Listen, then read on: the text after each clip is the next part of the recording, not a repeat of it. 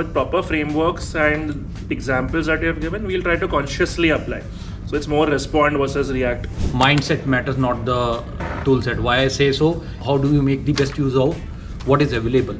And we have done it multiple sides. Personally, I'll be more capable in handling the clients. Follow-up is one thing, and also in my scripts I would definitely add on to the kind of questions that we ask the candidates and why they're not convinced to come for the course. You said about Jackie Chan, right? I don't use powerful tools, but simple tools are used powerfully. That's something was very interesting for me. We have been able to run so many programs successfully by simple tools. Ask the why questions. Right now it is mostly what, and that just gives us the operational information, but I think that why question is very important so that I get the relevant information. Preparing for meeting is more important than meeting itself. Enough groundwork you do before you go do a meeting, the meeting will be more successful. I have a fear of public speaking. So I really resonated very well when you said that I will make sure that you speak publicly here. That one little push that you need, this push was required, and that's what gives me that confidence of taking to the next level. Rest everything perfect. Thank you so much for opening me up.